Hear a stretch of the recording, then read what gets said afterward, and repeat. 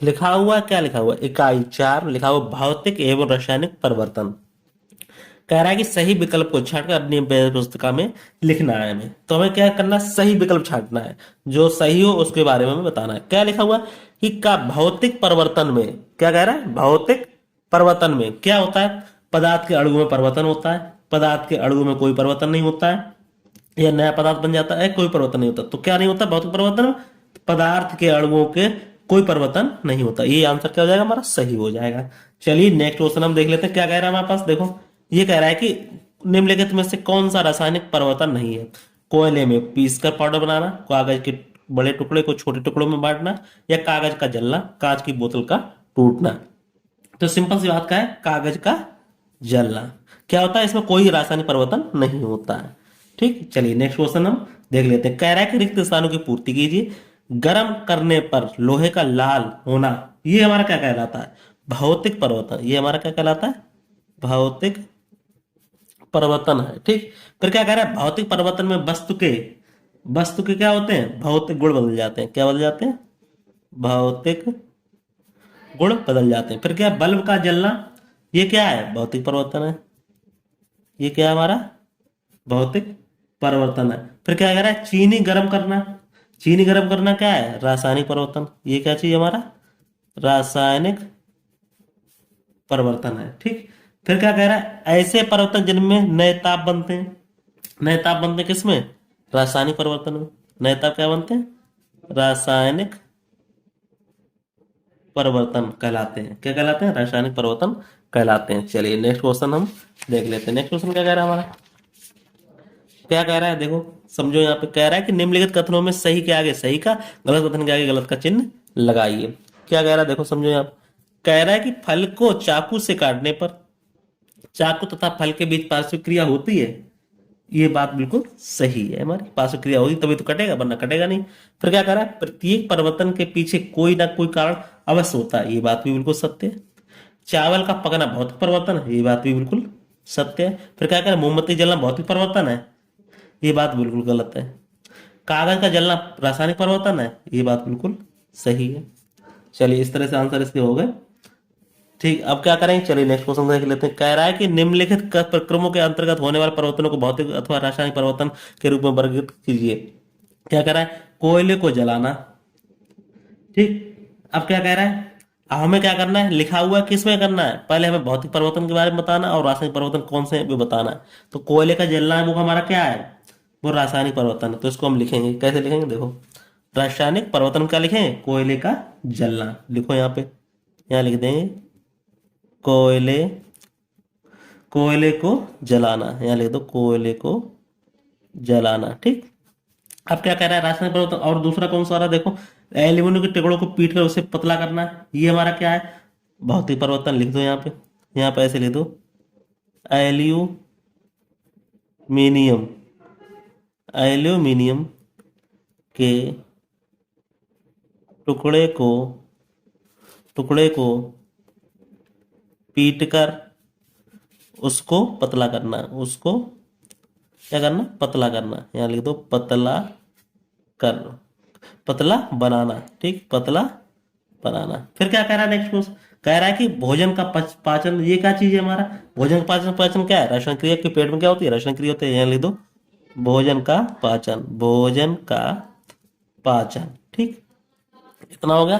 फिर क्या कह रहा है, अब क्या है, जल में शक्कर को घोलना, ये क्या चाहिए हमारा। फिर क्या लिखा हुआ है, क्या बचा हुआ है, जल में शक्कर को घोलना। इसमें किसमें हो जाएगा, भौतिक परिवर्तन में। लिखो जल में शक्कर घोलना, जल में शक्कर को घोलना, यहाँ लिख दो शक्कर को घोलना। ठीक, इस तरह से ये हमारा क्वेश्चन हो गया।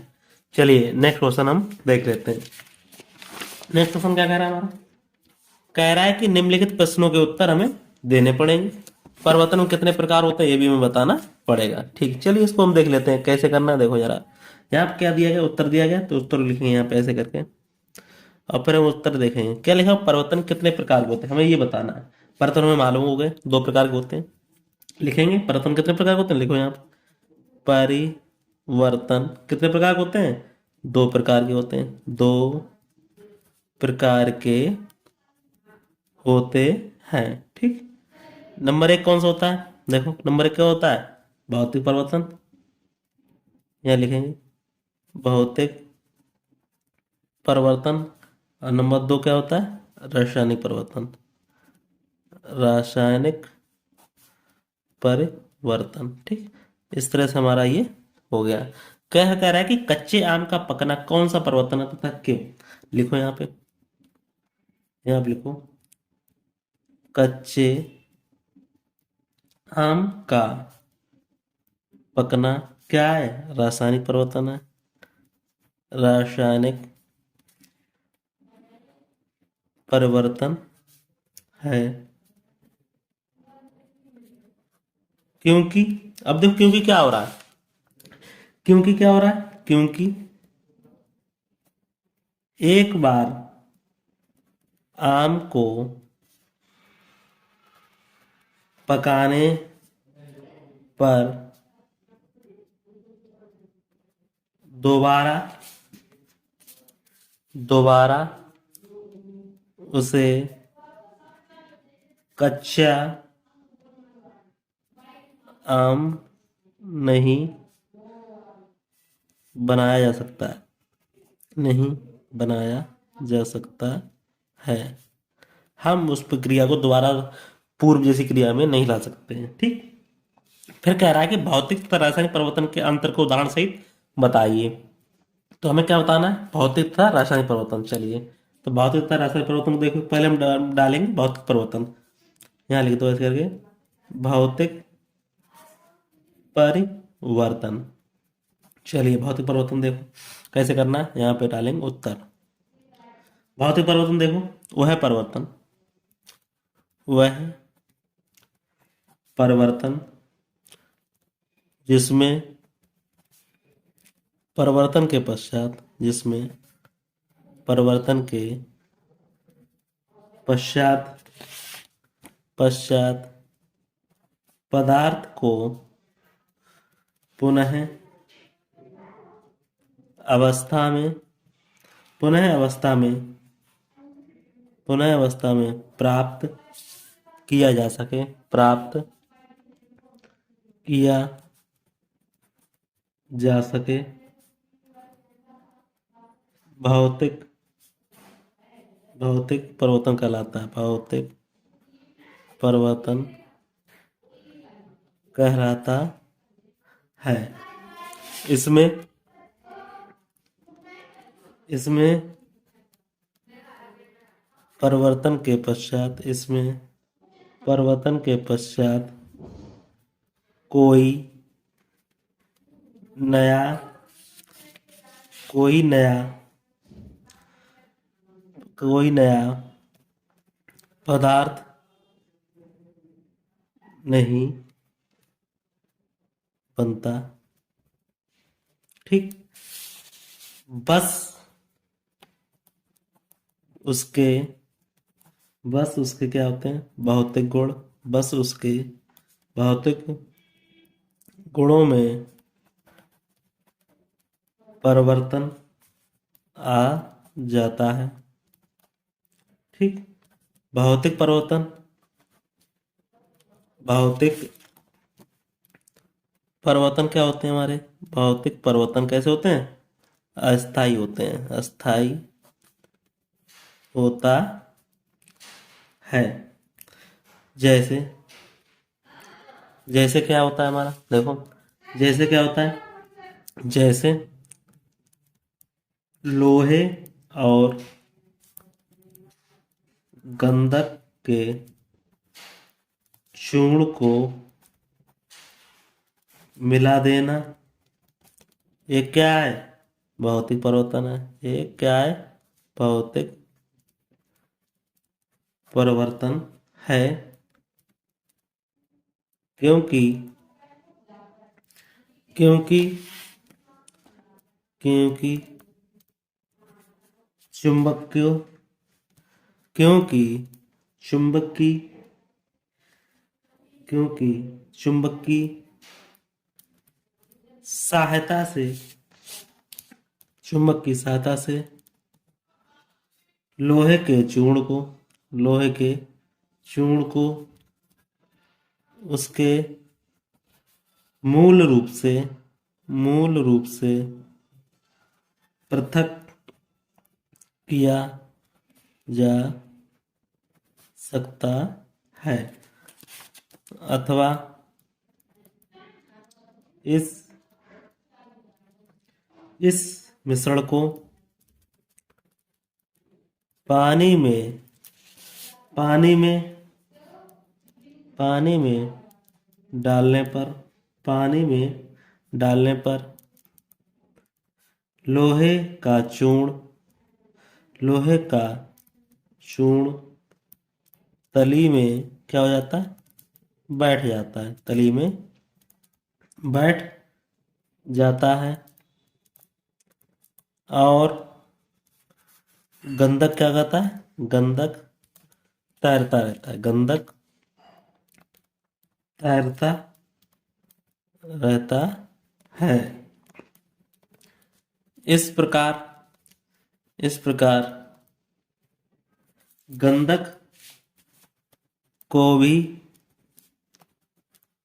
मूल रूप में अलग किया जा सकता है। ठीक, इस बार पता लग गई। अब हमें क्या करना है, देखो अभी क्या लिखा, भौतिक परिवर्तन। अब हम लिखेंगे रासायनिक परिवर्तन। देखो यहाँ डालेंगे रासायनिक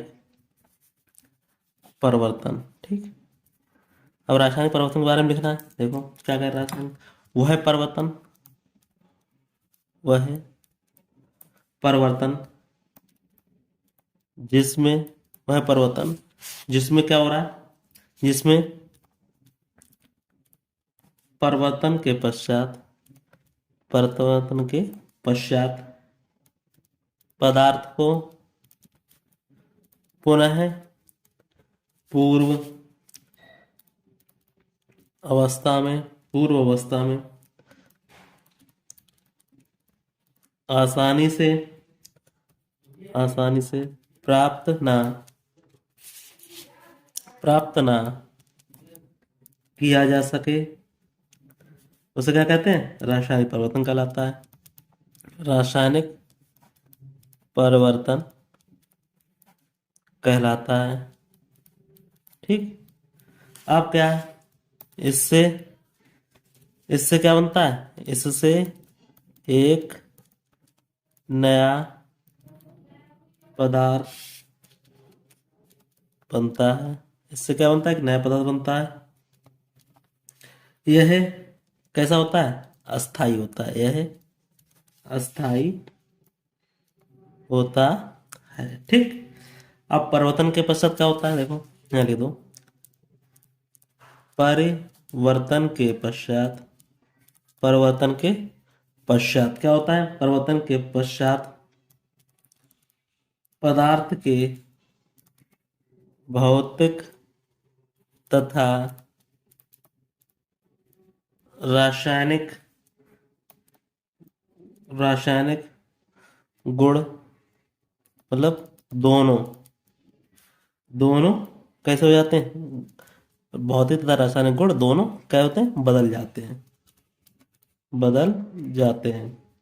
ठीक, जैसे उदाहरण देखो, जैसे क्या होता है, जैसे कि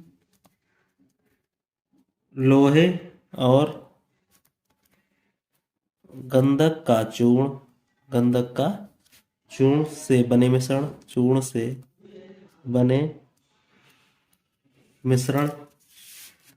मिश्रण को गर्म करने के बाद जो नया पदार्थ आयरन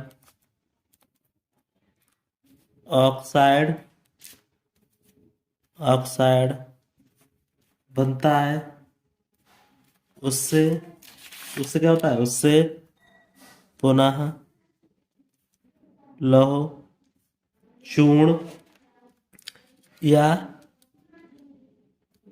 गंधक चूर्ण प्राप्त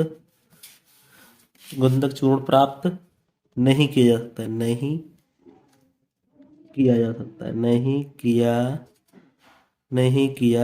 जा नहीं किया जा सकता है। ठीक, नहीं किया जा सकता है। तो इस पदार्थ चुंबक आकर्षित नहीं करता है, चुंबक आकर्षित नहीं कर पाता है, कर पाता है। और पानी में डालने पर नया पदार्थ डूब जाता है। और पानी में डालने पर नया समस्त पदार्थ डूब जाता है, डूब जाता है। ठीक, इस तरह से कर सकते हैं इसको आंसर। लिखना चाहो तो यहाँ पे ले सकते हो, बस अंतर पूछा है तो इतना कर सकते हो। यहाँ पे रासायनिक परिवर्तन कहलाता है, ऐसे इसमें कर सकते हो भौतिक परिवर्तन कहलाता है। ये उदाहरण द्वारा तुमको समझा दिया गया है। चलिए नेक्स्ट क्वेश्चन हम देख लेते हैं। नेक्स्ट क्वेश्चन हमारा क्या कह रहा है। इस तरह से कोई आंसर हो, कोई डाउट हो, उसको पूछ सकते हैं। ठीक, चलिए इसको आंसर को आप ले सकते हैं अच्छे से। चलिए नेक्स्ट क्वेश्चन क्या कह रहा है तो देख लेते हैं। कह रहा है कि ऊष्मा अवशोषित होने वाले दो परिवर्तन लिखिए। तो हम क्या लिखेंगे, यहाँ पे उत्तर डालेंगे। पहले लिखेंगे ऊष्मा अवशोषित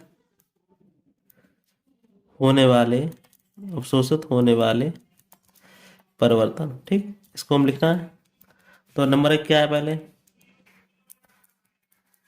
मैग्नीशियम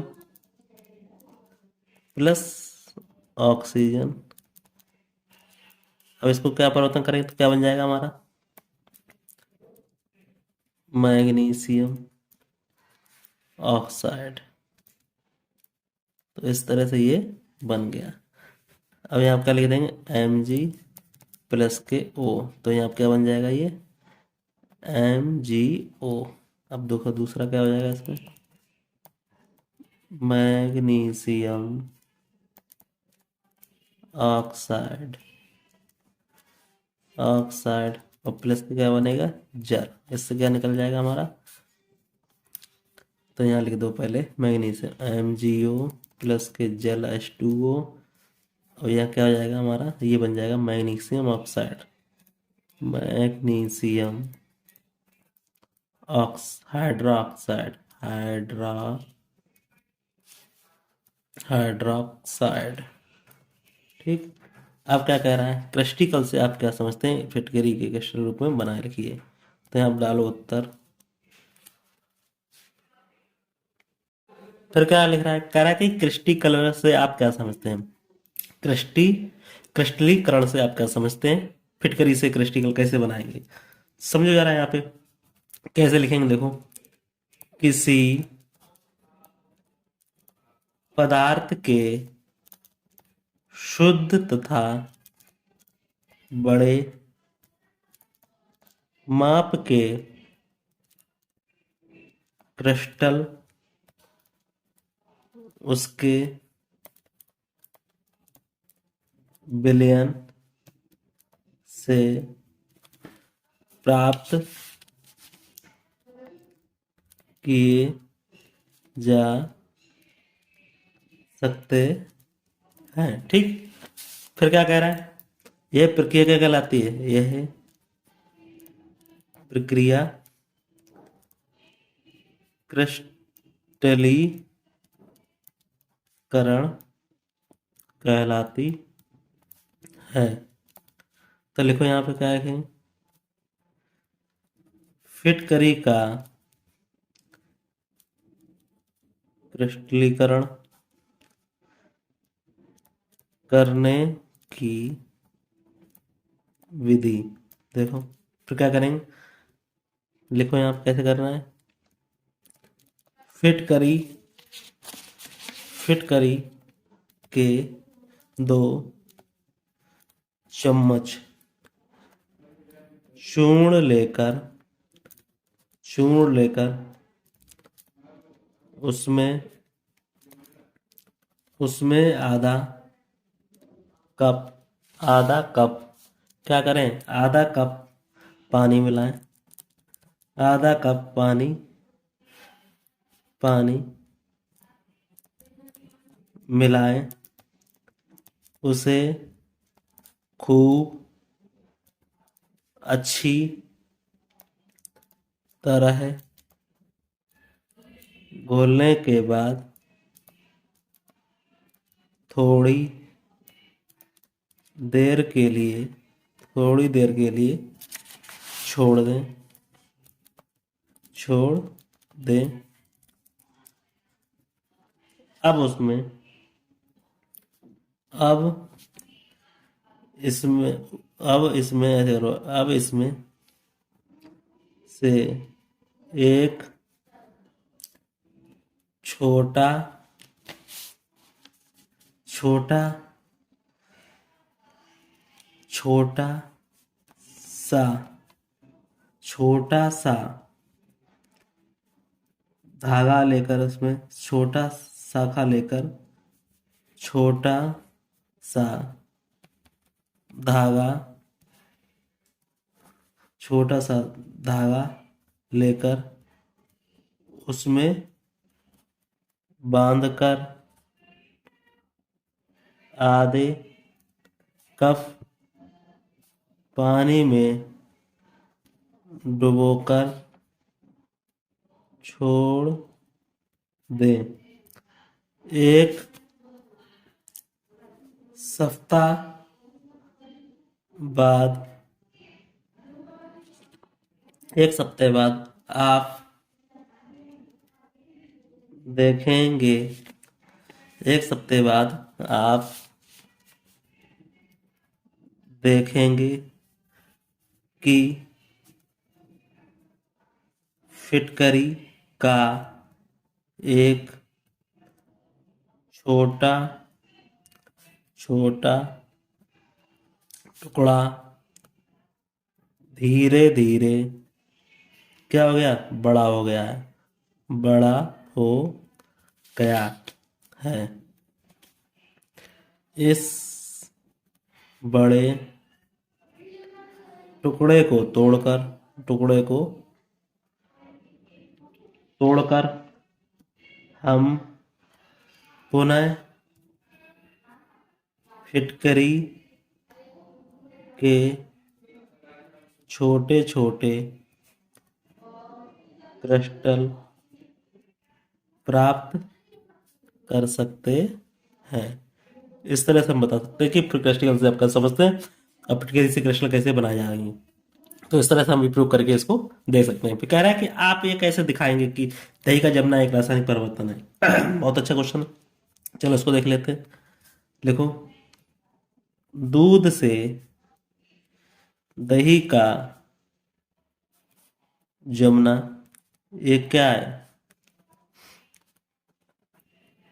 रासायनिक परिवर्तन है, क्योंकि दूध को जमाने के बाद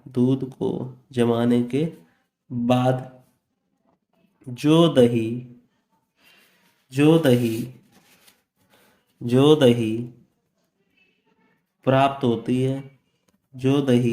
प्राप्त होती है वह रंग, रूप, आकार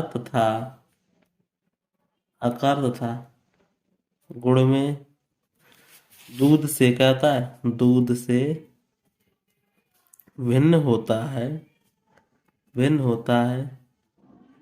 दही से पुनः दूध प्राप्त नहीं किया जा सकता है। ठीक, दूध का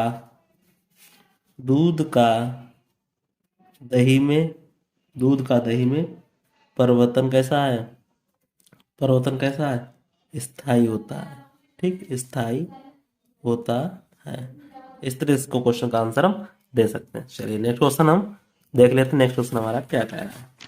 चलिए नेक्स्ट क्वेश्चन क्या कह रहा है, ये कह रहा है कि आप बताइए कॉपर सल्फेट को क्रिस्टल कैसे बनाते, इसका वर्णन हमारा कर रहा है। तो लिखो यहाँ पे उत्तर, लिखो एक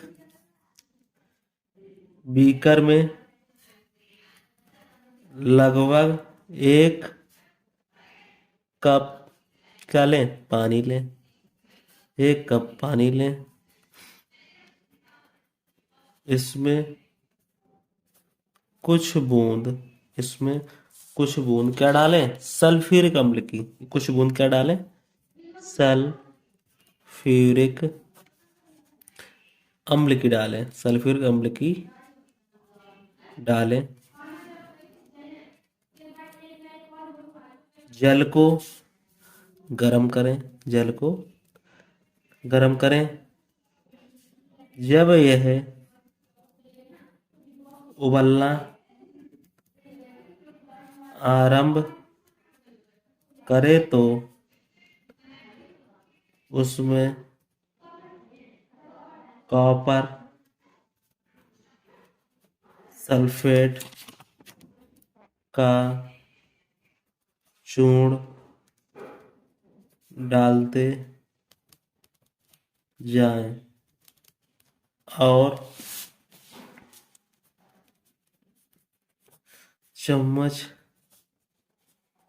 की सहायता से, चम्मच की सहायता से क्या करें, घोलते जाएं, चम्मच की सहायता से क्या करें, घोलते जाएं।